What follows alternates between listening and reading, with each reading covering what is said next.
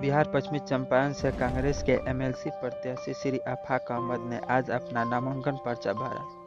Media प्रभारी को संबोधित करते हुए उन्होंने कहा, मुझे सेवा करने का अगर सौभाग्य प्राप्त होता है तो मैं पंचायती राज के जनप्रतिनिधियों के वेतन और पेंशन की लड़ाई लड़ूंगा। मेरे साथ और भी 23 एमएलसी होंगे। उनके सहयोग से मैं आपकी लड़ाई पूरी मजबूती के साथ लड़ूंगा। जब तक सरकार आपके मुद्दे नहीं मानेगी तब तक मैं लड़ूंगा। आइए सुनते हैं कि आफाक अहमद जी ने क्या किया। आज आपने एमएलसी चुनाव का अपना नामांकन जारी किया है। आप अपने जनप्रतिनिधियों और जनता को क्या संदेश देना चाहते हैं? मैं अपने जनप्रतिनिधियों को ये संदेश देना चाहता है कि हम जनप्रतिनिधि के ही प्रतिनिधि बनने के लिए आज पर्चा भरा है, और अगर मैं प्रतिनिधि बनता हूं तो प्रतिनिधि की समस्याओं की लड़ाई मैं पूरी जिम्मेदारी के साथ, ऊर्जा के साथ और शक्ति के साथ लड़ूंगा।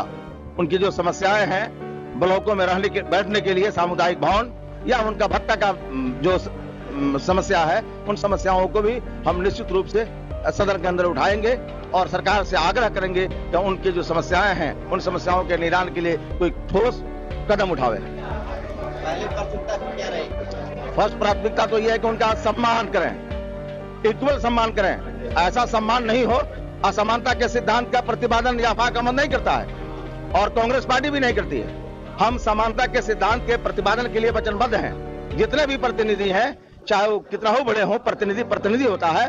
प्रतिनिधियों के सम्मान की लड़ाई समानता के सिद्धांत के आधार पर मैं लड़ूंगा। अभी पिछले जो भी एमएलसी का जो चुनाव जीत गए, जो 18 साल के बाद नजर आ रहे हैं, उससे आपको क्या कहना है?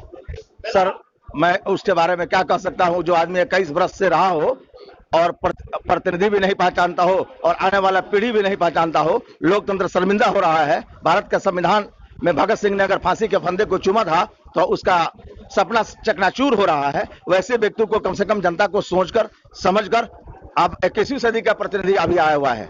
80% लोग नए आए हुए हैं। मुझे विश्वास है को पहचानेंगे और 21 साल के दर्द को महसूस करते हुए एक शिक्षक को अपना नेतृत्व सौंपेंगे और शिक्षक समाज के आशा और अपेक्षाओं पर खरा उतरता है। मैं भी वादा करता हूं कि जो भी कसौटी होगी उस कसौटी पर हम खरा उतरेंगे। जय हिंद, जय भारत। एक बीजेपी कार्यकर्ता के वीडियो काफ़ी ज़्यादा वायरल चला है, जिन्होंने बोला है कि मैं किसी पार्टी और मैं किसी दल विशेष से उनको सपोर्ट नहीं कर रहा हूं, बल्कि मैं उनको एक व्यक्तिगत विशेष से सपोर्ट कर रहा हूं। श्री आफाक अहमद जी उस लायक हैं, इसलिए मैं सपोर्ट कर रहा हूं, और श्री राजेश राम उस लायक नहीं है, इसलिए मैं उनको सपोर्ट नहीं कर रहा हूँ।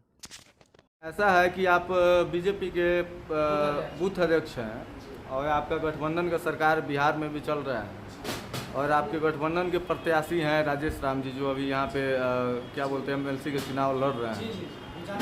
तो काफ़ी 2-3 दिन पहले आपके वर्तमान एमपी जायसवाल जी और आपके एनडीए गठबंधन के जो हैं सुनील जी, उमाकांत सिंह, ये सब लोग का मीटिंग था। क्या उसमें आप नहीं गए थे क्या? देखिए, हम वहाँ, मेरे पास इनवाइट आया हुआ था वहाँ से।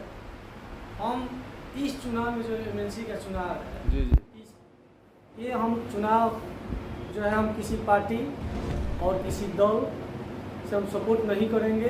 राजेश राम जी उस लायक नहीं हैं और इसीलिए हम उनका सपोर्ट नहीं कर रहे हैं, वोट नहीं कर रहे हैं। तो हम उस मीटिंग में नहीं जा सकते हैं। आफाक जी उस लायक हैं, किसी पार्टी से हैं, उससे हमको मतलब नहीं है। वो व्यक्ति उस लायक है, इसीलिए हम उनका सपोर्ट। जी जी, धन्यवाद धन्यवाद। बोल रहे हैं, अब इससे क्या समझा जाए कि इस बार की जो चुनाव है एमएलसी की, उसमें लोग पार्टी विशेष पे नहीं जाके व्यक्ति विशेष पे जा रहे हैं। चुनाव है, किसी दल से, किसी पार्टी से नहीं हो रहा है, ये व्यक्ति विशेष पे चुनाव होगा, और जैसा एमएलसी होना चाहिए वो सारा गुण आफाक जी में है। इसीलिए हम आफाक जी का सपोर्ट कर रहे हैं और उनके पक्ष में वोट करेंगे और सभी लोगों से आग्रह। मतलब आपके पार्टी के लोग आपको अगर निष्कासित भी कर देते हैं तो आपको कोई फर्क नहीं पड़ेगा? चलिए चलिए, धन्यवाद धन्यवाद।